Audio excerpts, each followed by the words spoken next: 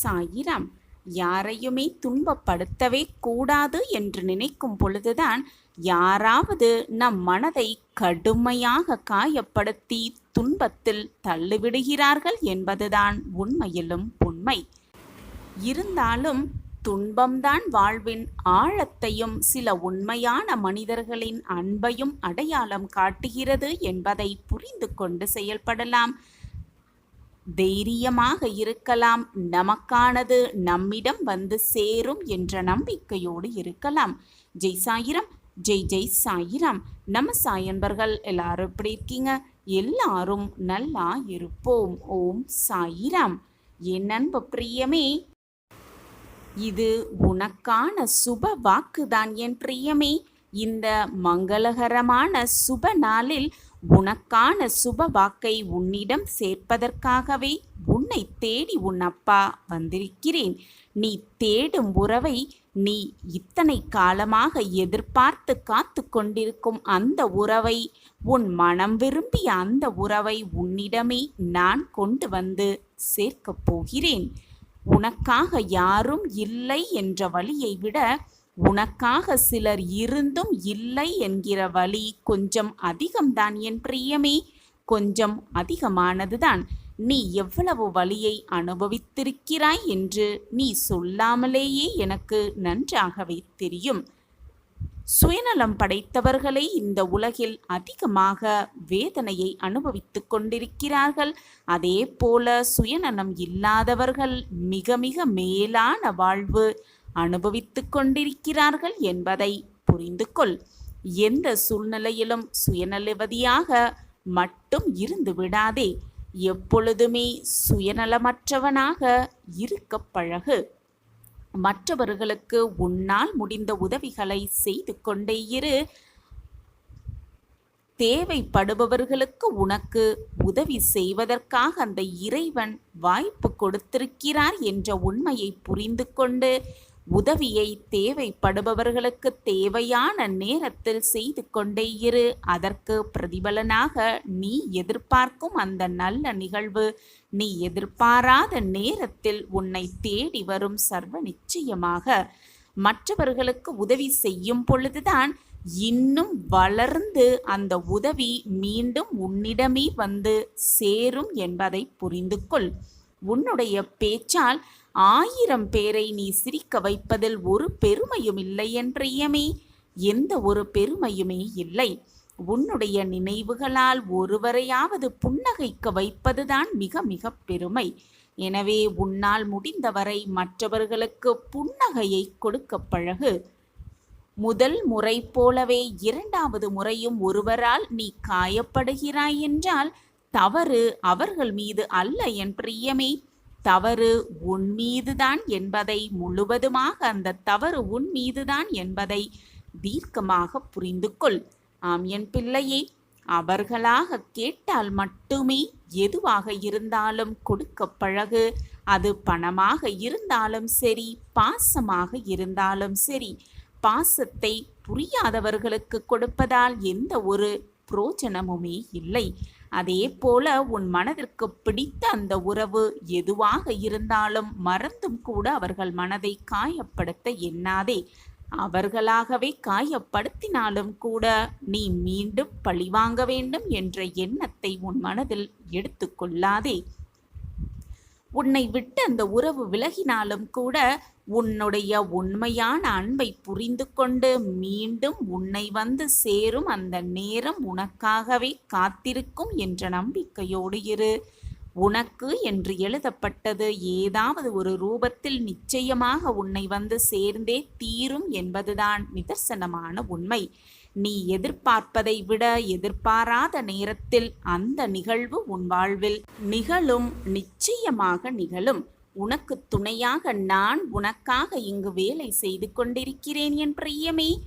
இலவசமாக கொடுக்கப்படும் அனைத்துமே ஒரு நாள் அதன் மதிப்பை இழந்துவிடும் என்பதை புரிந்து கொள். எனவே அன்பு தேவைப்படுபவர்களுக்கு மட்டுமே அதை கொடுக்க பழகு.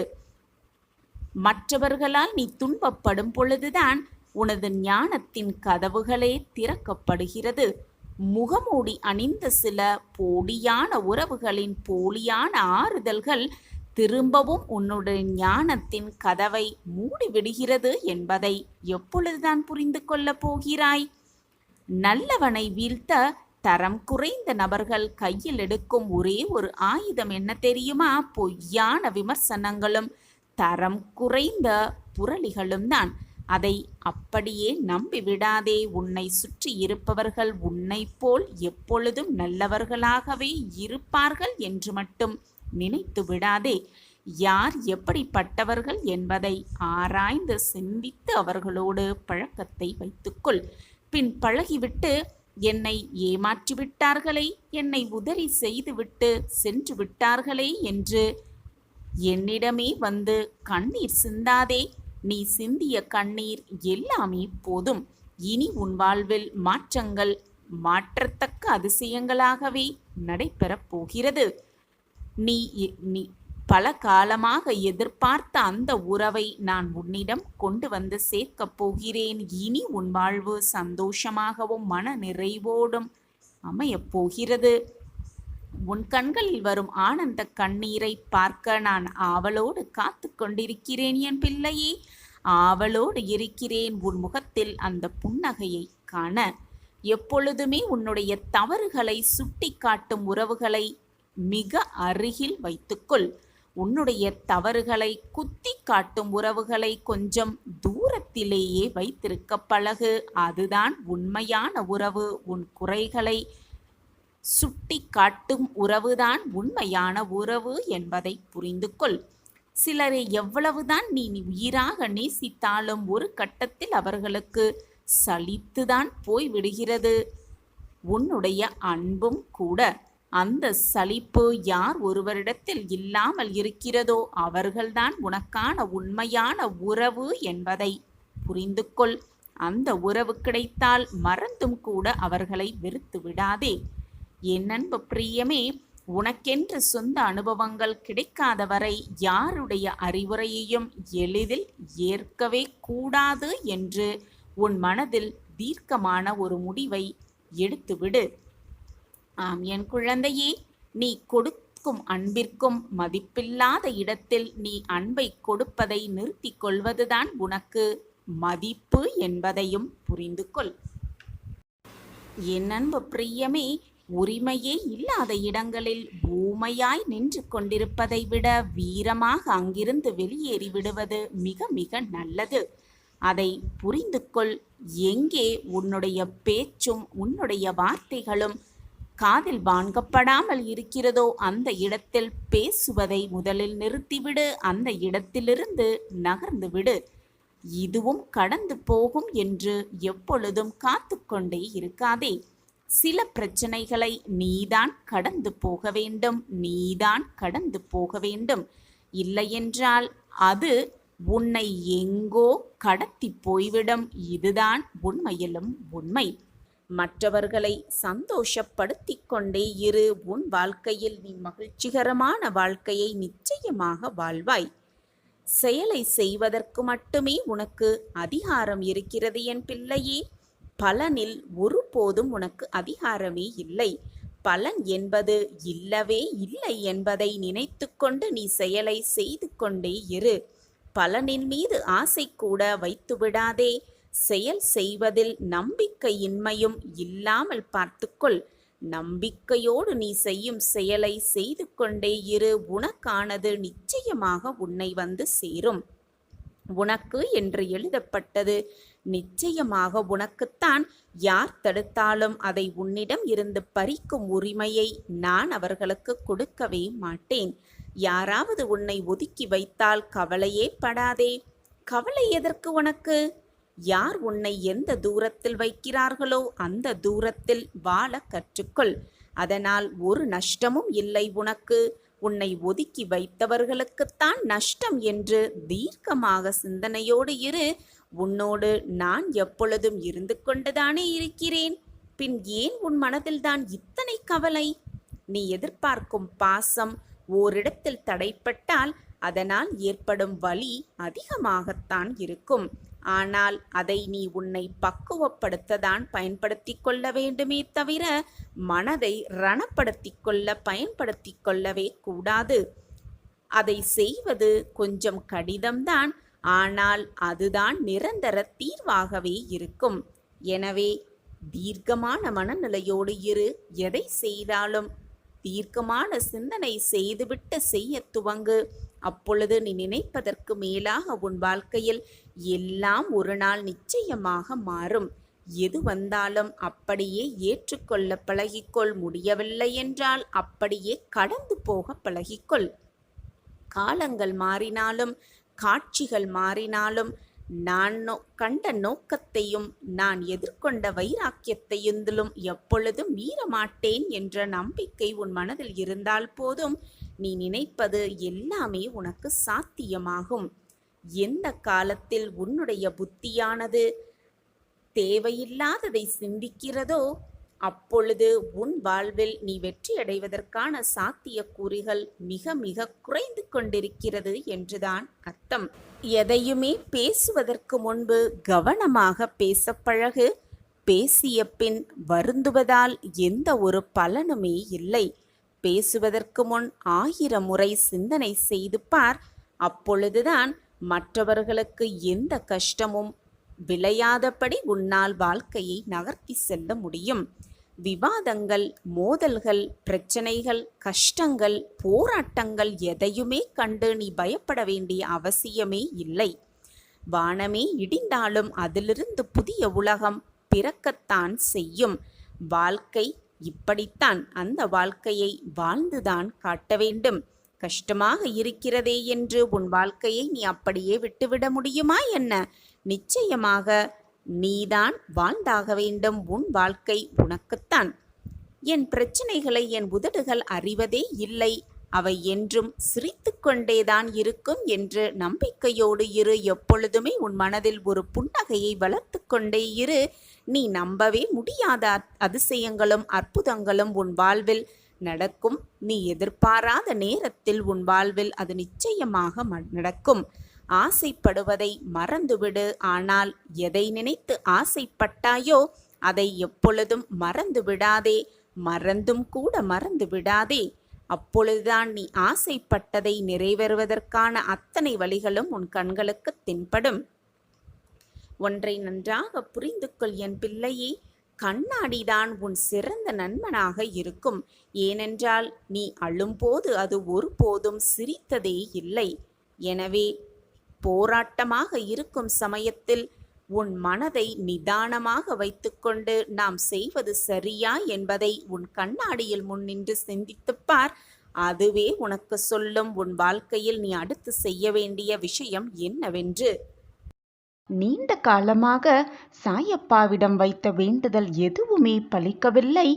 சாயப்பாவிடம் வைத்த பிரார்த்தனை எதுவுமே நிறைவேறவில்லை என்றுதானே உனக்கு வருத்தம்? உன் பிரார்த்தனைகள் உனக்கு நிறைவேறவும் உன் வேண்டுதல்கள் அனைத்தும் உனக்கு நிகழவும் உடனுக்குடன் நிகழவும் என்ன செய்ய வேண்டும்? என்ன செய்தால் உன் சாயப்பாவையும் முழுமையாக உன்னால் காண முடியும், ஆத்மார்த்தமாக சாயப்பாவை தரிசிக்க முடியும் என்பதை நான் சொல்லத்தான் வந்திருக்கிறேன். கவனமோடும் நம்பிக்கையோடும் இதை முழுவதுமாக கேள். உன் வேண்டுதல்கள், உன்னுடைய கோரிக்கைகள், உன்னுடைய பிரார்த்தனைகள், உன்னுடைய ஆசை, மிகப்பெரிய ஆசை எல்லாம் நிறைவேறும் சர்வ நிச்சயமாகவே. அத்தனை பிரச்சனைகளிலிருந்தும் நான் உன்னை விடுவிப்பேன். பயப்படாமல் இரு, நம்பிக்கையோடு இரு. எந்த சூழ்நிலை வந்தாலும், வாழ்க்கையே முடித்து போகும் சூழ்நிலை வந்தாலும் கூட நம்பிக்கையை மட்டும் எப்பொழுதும் இழந்து விடாதே. அது மட்டுமல்லாமல் பொறுமையோடு நீ இருக்க வேண்டிய அத்தனை விஷயத்திற்கும் பொறுமை காத்திரு. நானே உனக்கு துணையாக எப்பொழுதும் உன்னுடனேயே இருந்து கொண்டிருக்கிறேன். நீ உண்மையாக இருக்கும் பட்சத்தில் பல சோதனைகளை, பல போராட்டங்களை சந்திக்கத்தான் வேண்டும். அது மட்டுமல்லாமல் பல வேதனைகளை நீ அனுபவிக்கத்தான் வேண்டும். நீ உண்மையாக இருந்தால் பல நன்மைகளை கூட நீ இழந்து இருப்பாய். நீ உண்மையாக இருக்கும் பட்சத்தில் எது நடந்தாலும் நீ உண்மையாக மட்டுமே இருந்து பார். நன்மைகள் போனால் என்ன, தீமைகள் வந்தால் என்ன என்று உன்னுடைய மனப்பக்குவத்தை எப்பொழுதும் மாற்றிக்கொள்ளாதே. எப்பொழுதும் தர்மத்தை கடைபிடித்துக் கொண்டே உண்மையாக நீ இருந்தால் அந்த இறைவனே உன்னை திரும்பி பார்ப்பார் சர்வ நிச்சயமாக. அப்படி இறைவனே உன்னை திரும்பி பார்த்தால் நீ இது நாள் வரை எதுவெல்லாம் இழந்தாயோ அத்தனையும் மீட்டு விடலாம். எதை நினைத்தும் வருந்தாதே. நீ இது நாள் வரை அழுதது எல்லாமே போதும். உன் கண்ணீரை துடைத்துக்கொள். போதும், அனைத்தையும் நிறுத்திக்கொள். தேவையில்லாத உன் பிரச்சனையை நினைத்து நினைத்து மனதை போட்டு வருத்தி கொண்டு நீயும் குழம்பிக் கொண்டு உன்னை சுற்றி இருப்பவர்களையும் குழப்பிக் கொண்டிருக்கும் அந்த மனப்பக்குவத்தை முதலில் மாற்றிக்கொள். உன்னிடனேயே உன்னுள்ளேயே எப்பொழுதும் உன் சாயப்பா இருந்து கொண்டு உனக்கு தேவையான அனைத்தையும் வாரி வாரி வழங்கிக் கொண்டே இருப்பேன் என்பதில் எந்த ஒரு சந்தேகமுமே உனக்கு வேண்டாம். அடுத்தவர்களால் ஒருபோதும் நன்மையே இல்லை என்பதை நான் உணர்த்து கொண்டே இருக்கிறேன். மற்றவர்களிடம் எதையும் எதிர்பார்த்து பழகாதே. எது உனக்கு கிடைத்ததோ, எது உன்னிடம் இருக்கிறதோ அதை வைத்து சந்தோஷமாக வாழ பழகி கொண்டாலே ஏமாற்றத்தை முற்றிலுமாக தவிர்த்து விடலாம். எதிர்பார்த்தால்தான் ஏமாற்றம் வரும். நீ எதிர்பார்ப்பதையே நிறுத்திவிட்டால் ஏமாற்றம் உன் வாழ்வில் எப்படி வரும்? உன்னை என் பாதையில் இழுத்தது நானே. பிறகு ஏன் இந்த அழுகையும் கலக்கமும்? என் பாதையில் நீ பயணிக்க வேண்டும் என்ற தருவாயில் உனக்கான சோதனை காலம் ஆரம்பமாகிவிட்டது. அதில் ஒவ்வொரு கணமும் உன் நம்பிக்கை, பொறுமை, நிதானம், பக்தி, அன்பு அனைத்தையும் நான் சோதனை செய்து கொண்டே இருப்பேன். சோதனை வருகிறதே என்று நீ சற்று தயங்கி உட்கார்ந்தால் எதையுமே உன்னால் சாதிக்கவே முடியாது. சோதனை வந்தால் என்ன, அனைத்து தடைகளையும் நான் மீட்டு விடுவேன், தாண்டி விடுவேன் என்ற நம்பிக்கை உன் மனதில் இருந்தால் போதும். எதையுமே உன் வாழ்க்கையில் சாதிக்கலாம், ஜெயிக்கலாம், வெற்றியை நிலைநாட்டலாம். கவலைப்படாதே. உன் வாழ்வில் விளக்கேற்ற உன்னப்பா உன்னோடு இருக்கிறேன். இனி உனது வாழ்வு மிக ஒளிமயமாக இருக்கப் போவதற்கு உன் சாயப்பா நானே சாட்சி. நான் உன் வாழ்க்கையில் ஒளியாக இருப்பேன், ஜோதியாகவும் இருப்பேன். உன் பிரச்சனை அனைத்திற்கும் என்னிடமே தீர்வு இருக்கிறது. பிரச்சனை வந்துவிட்டதே என்று பயந்து நடுங்கி ஒரே இடத்தில் உட்கார்ந்திராமல் பின்னோக்கி அடியை எடுத்து விடாமல் நீ இருந்தால் அதற்கான தீர்வை நிச்சயமாக காணலாம். ஆனால் அந்த பிரச்சனைக்கான தீர்வை நீ வேறு எங்கோ போய் தேடிக்கொண்டிருக்கிறாய். அது என்னிடம்தானே இருக்கிறது. அப்படி இருக்கையில் நீ வேறு எங்கோ சென்றால் நான் என்னதான் செய்ய முடியும் குழந்தையே? ஒன்றை நன்றாக புரிந்து கொள். அன்பு என்பது ஒருவரை நாம் நேசிப்பது மட்டுமல்ல. வெறுப்பு என்ற எதிர்மறையை மறந்து நீ நேசிக்கும் முறையில்தான் உன் வாழ்வில் உன்னை சுற்றியுள்ளவர்கள் அமைவார்கள். பேதமின்றி நேசிக்க எண்ணத்தை வளர்த்துக்கொள். அது உன்னால் சில சூழ்நிலைகளில் முடியாத போது வெறுத்துவிட மட்டும் நினைத்து விடாதே. நகன்று நிற்க கற்றுக்கொள். அதுவே உன்னை காக்கும். எவ்வளவு வசதியாக வாழ்கிறோம் என்பதல்ல வாழ்க்கை, எப்படி மகிழ்ச்சியாகவும் சந்தோஷமாகவும் வாழ்கிறோம் என்பதில் இருக்கிறது அழகிய வாழ்க்கை. எதிர்பார்ப்புக்கும் ஏமாற்றத்திற்கும் இடைப்பட்ட சுவாரஸ்யமான சம்பவங்களே வாழ்க்கை. எதிர்பார்த்து காத்திருந்து பின் கிடைக்கும் ஒவ்வொரு விஷயமும் மிகப்பெரிய பொக்கிஷமே. ஏமாற்றத்திற்கு பின் கிடைக்கும் ஒவ்வொரு விஷயமுமே மிகப்பெரிய அற்புதம்தான், அதிசயம்தான், ஆனந்தம்தான். அன்பு காட்டாத மனமும் எதிலும் சமரசம் செய்து கொள்ளாத குணமும் கொண்ட எந்த ஒரு நபராலும் வாழ்வின் இனிமையை நிச்சயமாக உணர முடியாது, புரிந்து கொள்ளவும் முடியாது.